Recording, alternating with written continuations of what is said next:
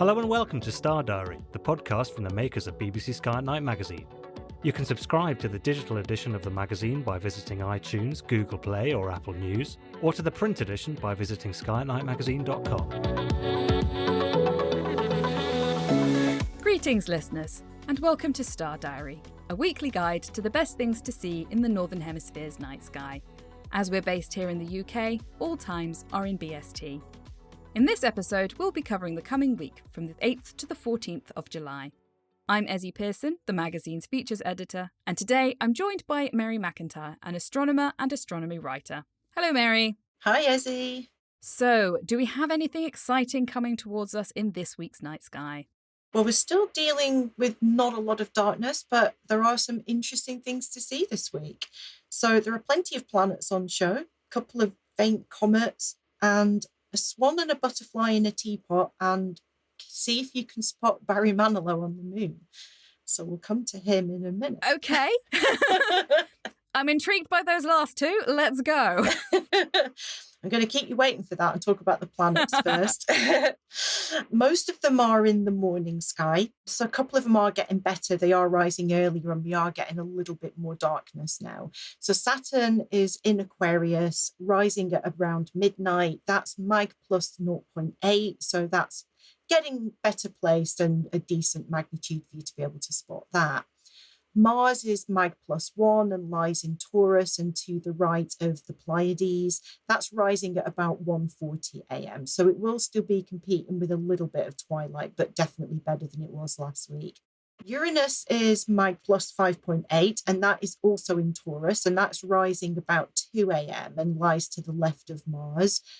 When we look at them on the 13th and 14th of July, they're actually very close together. On the 14th, they're actually 1.1 degrees apart. So it's a good opportunity to use Mars as a way to see if you can spot Uranus, because they will be incredibly close together. Obviously, Uranus is a binocular object, particularly in a twilight sky, but you'll definitely see them both together if you have binoculars. Jupiter is currently in Taurus and rises about 2:10 in the morning. By the end of this week, it's mag minus 2, probably will look a little bit fainter than that. If you look at Jupiter, although it'll be in a twilight sky, if you look at Jupiter through binoculars or a telescope at 10 to 3 in the morning on the morning of the 8th of July, you will see Ganymede reappear from behind Jupiter. So we don't get to see it disappear, but we will get to see it reappear. And I always love when you get to see a Galilean moon just suddenly pop out from behind Jupiter. It gives you that sense of being in a solar system with things orbiting each other. I just think it's awesome. I always love that, anytime the moon occults something or something like that, and it just, as you said, it pops out and it reminds you all of these things are moving around us. Quite often, the thing that you think is staying still is actually the thing that's moving faster. Like with the moon, when you see a planet being occulted, it looks like it's the planet that's going behind the moon, but actually the moon's the one that's moving across the sky faster quite often. Yeah, you can actually see it's changing position against the background stars, even just within a couple of hours. It really is quite fascinating when you dig into that. With the Galilean moons in particular, like the speed that they orbit Jupiter, it's always incredibly fascinating. And if you go out at 3 o'clock in the morning on the 13th, you will see that Io and Europa are on the left of Jupiter, Ganymede and Callisto are on the right. But at 3 a.m. the following day, they will all be on the right-hand side. So two of them have completely shifted and joined the others on the other side. And this is where you can start kind of doing little diagrams and mimic what Galileo was doing when he first spotted Jupiter and realized those moons were orbiting Jupiter and not orbiting Earth. And you really do get a sense of it being its own little system. I think watching the Galilean moons moving is where my astronomy sketching journey began. So I'm really very sentimental about the Galilean moons. Well, as you said, a lot of people, they tend to record their astronomy through photography. But for generations, people have sketched it. And it's a lot easier to set up a sketchbook than it is to set up an astrophotography setup. So why not do some sketching instead? You learn more as well. I was convincing myself I was learning loads when I got into astrophotography. And then I realized I'd not looked through an eyepiece for a year. And I'm like, what are you doing? Like, you've been looking at the sky since you was 4 years old. And I just started leaving my camera inside and taking a sketchbook out. And my knowledge of everything just skyrocketed. Like, excuse the pun, but you have to really study it to draw it. Even if your drawing is my first drawings of Jupiter and the Galileans are terrible, but they're valuable because you can see, based on that very crude, not very round picture of Jupiter, I know what the scene was like because I have recorded what cloud belts I could see and where the Galilean moons were. And it's important to do it, I think. Even if you just try it a couple of times and think it's not for you, it will make you a better visual observer, I think. Yeah, there's nothing that quite trains your eye how to look at something really closely as when you're trying to draw it. It's really, there is nothing else that makes you look and focus in on every little detail, like trying to recreate it for yourself. So I would highly recommend people do it. And if anybody does do any nice sketches, please do send them in to us at contact@skynightmagazine.com because we'd love to see them. Moving on to the evening sky, we have two planets that are visible, but they're both very, very low in the northwest after sunset. First of all, we have Venus, which lies in Gemini. Technically, it's listed as mag minus 3.8, but in reality, it's going to look more like mag minus 1 because of the extinction effect of being so low in the sky. So that is setting at 10 p.m., just 45 minutes after the sun has set. So it is going to be a bit of a challenge. It is going to get better later in the year, but for now, it's still very low. Mercury also extremely low in the northwest after sunset. That's currently mag plus 0.2. That lies in Cancer, and it's actually just to the left of M44, the Beehive cluster, and that is setting at about 10:20. So you've got a little bit longer to see Mercury, but it is still very, very low. Dwarf planet Ceres was at opposition last week, but it's still well placed all week. It's going to be a lot lower than it has been in previous weeks, but it's in the Teapot asterism. It's mag plus 7.3, so it's definitely a binocular object. It's rising at about 9:45 in the evening twilight, but it gets to a maximum altitude of about 8 degrees above the southern horizon at about 20 past midnight.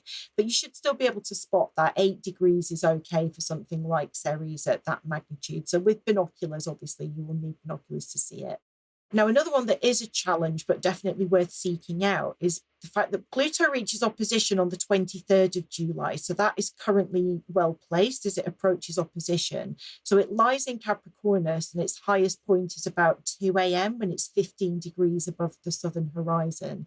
Now, Pluto is a tiny speck of a thing that is mag plus 14.4.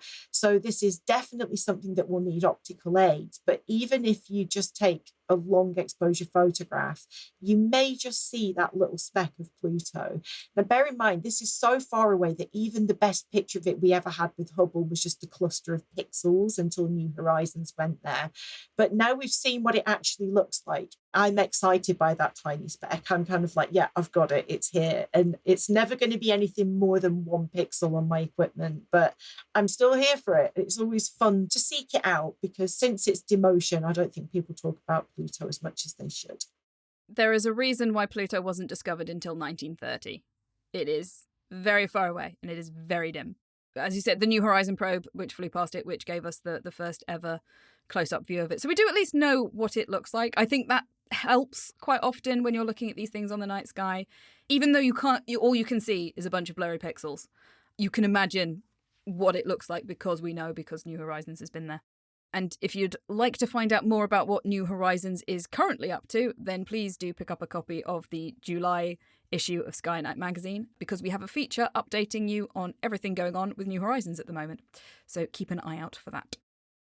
Okay, moving on to the moon. This week, the moon is passing from new through to first quarter, which is kind of my favourite time of the moon phase cycle. So first quarter is on the 13th of July this week. So on the 8th of July, the almost 9% waxing crescent moon is going to be to the upper left of Mercury. On the 9th of July, the moon is going to be just 3.3 degrees to the upper left of Regulus. So I always love a bright star and moon conjunction. They're just awesome. On the 11th of July at 10 p.m., the almost 31% waxing crescent moon lies 14 arc minutes below Sagitta. So that is an incredibly close conjunction. So get some binoculars and have a look near the limb of the moon and you'll spot that star. We have the lunar X and V visible on the 13th of July around 4 p.m. So that is on a daytime moon. So I do find clair-obscur effects are more of a challenge on a daytime moon, but you can definitely see those two with binoculars, even in a daylight sky. Through a telescope or binoculars, you'll be able to see those. Now, on the 13th of July, there's another interesting clair-obscur effect. Now, this idea of humans interpreting random things as being shapes of faces or just shapes of something that it isn't, I think is something that's quite unique to humans. And that is why we have all of these clair-obscur effects that have been named, because the human has seen a shadow and thought, oh, that looks like the Loch Ness Monster, or that looks like a face. Our brains are designed to pattern find, and they will find patterns whether they are there or not. Yeah, well, the interesting one, on the 10:30 p.m. on the 13th of July, if you look at the southernmost cluster of mountains of Montes Caucasus, the shadows that are produced look like the side profile of a face with a fairly prominent nose. And there is one peak there that is catching the sunlight in just the right point to look like an eye. And then the mountains themselves look like this mane of curly hair. And the first time I saw that picture was a friend of mine, Mel Gigg, had shared a photograph of it. And I was like, it's Barry Manilow. It literally looks like a side profile picture of Barry Manilow. And it's on my moon map and I'd never noticed it. It's such a prominent clair-obscur effect, so big. It's literally on my moon map and I hadn't noticed that Barry was sitting there on my moon map this whole time I'd had it. So I just think it's interesting to look at it and see what you think it looks like and let us know what you think, because that's the first thing I thought when I saw it. Yeah, I grew up listening to Barry Manilow, so no shame. That one, I definitely want to know if people see Barry Manilow or any other person in that particular clair-obscur. Send us an email at contact@skyatnightmagazine.com. Definitely do, because I genuinely want to know what people saw. That same night, the moon is just 2.5 degrees to the right of Spica as well, so make sure you look out for that. The day after, on the 14th of July at 7:40 p.m, we have the eyes of Clavius. That is quite a time-sensitive clair-obscur effect where two smaller craters within the main crater of Clavius catch the sunlight as the sun rises there. It will not be fully dark at 7:40 p.m, but you should still be able to see that. It is quite a prominent clair-obscur effect, and it is kind of eerie seeing those eyes looking out from the shadowy crater below, looking out at you through your telescope. So I do really like that clair-obscur effect. I always think it looks so happy. Yeah, I really like it. And even when we do start getting sunlight on the floor of the crater, the little crater rims are still brighter. So you kind of still get the sense of the face, even when the sun has risen a little bit. Moving on to comets, these two are definitely a challenge now. So 13P Olbers is technically an all-night object, but if you look for it after sunset when it first goes dark, you'll see that during this week it's moving from Lynx into Leo Minor. It lies about 17 degrees above the northwest horizon at 11:15 p.m, but then it's sinking lower in the north all night. So as soon as it goes dark, just go out and see if you can try and have a look at that. It should have reached peak magnitude on the 2nd of July last week, so it's technically now fading. Looking at the light curve, it should only have faded to about mag +6, so that is doable in binoculars if you can get out before the twilight kind of engulfs the dawn sky again. Definitely worth looking for. A3 Susinshan Atlas, that is now located below Leo. It's visible from after sunset, but on the 8th of July, it's only 3 degrees above the horizon. And I'm only really mentioning it because all eyes are on this comet, because it is technically predicted to get very bright by the end of the year. So it's kind of worth seeking out to see if you can spot it now, but it's setting about 11:20. And by the end of the week, it's only going to be 1.5 degrees above the horizon at 11:15. So I really think this one will be an incredible challenge, but worth seeking out because of hopefully the colourful future that it's going to have. So definitely try for that. I know it will be difficult. If you can, have a look for it. Maybe you'll see it, maybe you won't. But the real opportunity to take this in is going to come later in the year. Keeping track of it and making sure you know where it is. Yeah, I think later in the year when I was looking, it's not going to be awfully far above the horizon, but if it gets as bright as it's predicted to, its tail should be pointing up. So we could have a situation that I can't remember the comet now. There was one where from the Northern Hemisphere you couldn't see the comet, but the tail filled the sky after sunset. I'm not saying we're going to get that. We don't know. We really can't predict that about comets, but hopefully we will still see their tail, even if we're not getting the best glimpse of the nucleus later in the year. So yeah, it's worth seeking out purely so you can see the before, before it does its exciting thing, we hope. Now, I've mentioned the Teapot a few times the last couple of weeks. It's the asterism within Sagittarius, so it's very low above the horizon for us in the Northern Hemisphere. But there are actually quite a few interesting objects located in and around the Teapot. So details on how to find all of these objects are in the July issue of the Sky at Night magazine, and there are some really interesting things to look for. So first of all, the scutum star cloud is technically visible to the naked eye. It's kind of like a cluster of stars that is kind of nestled within part of the Milky Way. That is 19 degrees above Caus Borealis, which is the top of the teapot lid. That is the star right at the top of the lid of the teapot. That is an insanely dense star cloud that you can see naked eye from a dark location. But if you point binoculars at it, it's just amazing. There is so much in there, and including M11, Messier 11, the wild duck cluster. When you take photographs of these clusters, you pick up way more stars than you would do when you're looking at them visually through binoculars. And these clusters were named like looking through optical aids, obviously, but with your eyes.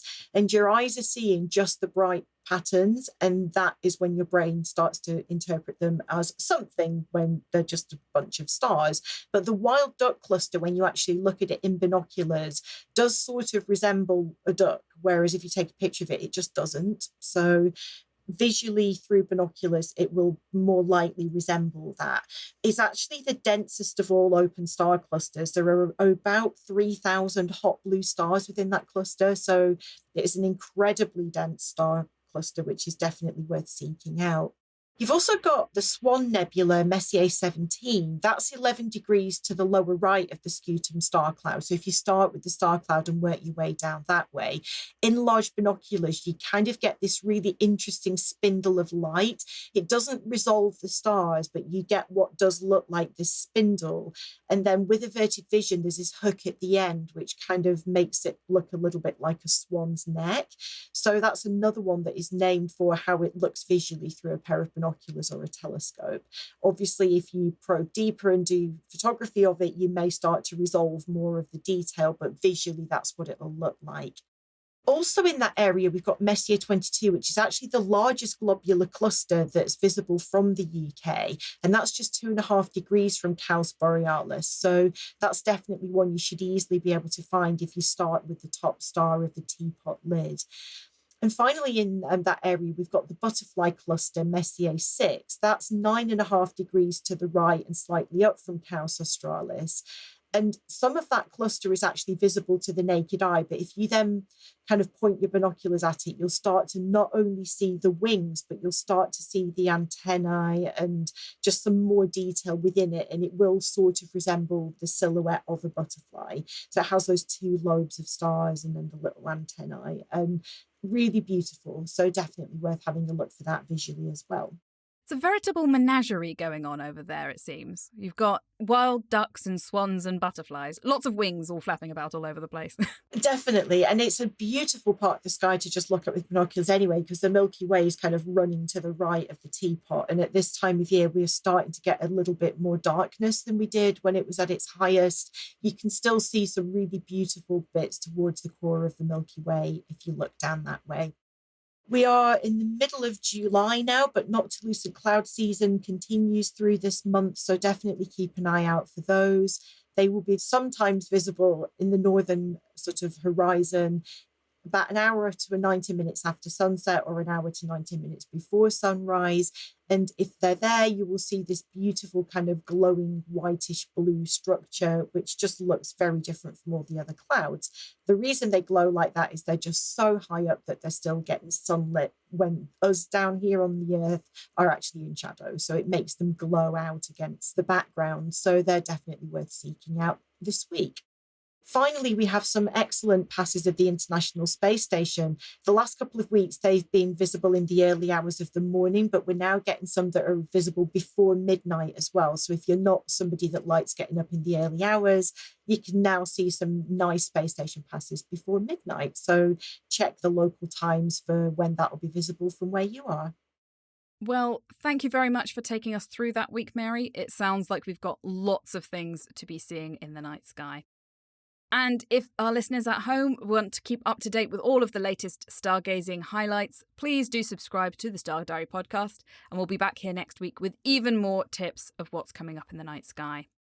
But to take you through this week again, starting with the planets, we have Saturn, which will be rising around about midnight. Mars and Uranus will be rising close together at around 1:40 and 2 a.m. respectively, and they'll be very close to each other on the 13th and the 14th as well. By the end of the week, Jupiter will be rising at about 2:10 in the morning. On the 8th, you might want to pay the planet particular attention, as you'll be able to see the moon Ganymede appearing from behind Jupiter at around about 2:50 a.m. Also on the 13th, you can see two of the Galilean moves shift from one side of Jupiter across to the other at around about 3 a.m. So keep an eye out for those two as well. In terms of the evening planets, we've got Venus, which will be setting at around 10 p.m, so not that long after the sun has set, and Mercury a little bit later at 10:20 p.m. They'll both be a bit tricky as they will be quite in the twilight there. In terms of dwarf planets, Ceres will be well placed throughout the week in the Teapot asterism. It will be rising at about 9:45 p.m, but reaching max altitude just after midnight. Pluto will also be reaching opposition next week, but it'll still be well placed in this evening's night sky. Have a look at around about 2 a.m. You will need a larger telescope to be able to see that. In terms of the moon reaches first quarter on the 13th of July. Then on the 8th, the moon and Mercury will be placed together. On the 9th, the crescent moon will be near the bright star Regulus. On the 11th, it will then be near Zazijava. On the 13th, the lunar X and V clair obscure effects will be visible at around about 4 p.m. in the daytime sky. And also on the 13th, at around about 10:30 p.m, the shadows of Montes Caucasus will be creating the features of a face, which some say looks a bit like Barry Manilow, but would very much like to hear what you all think it looks like.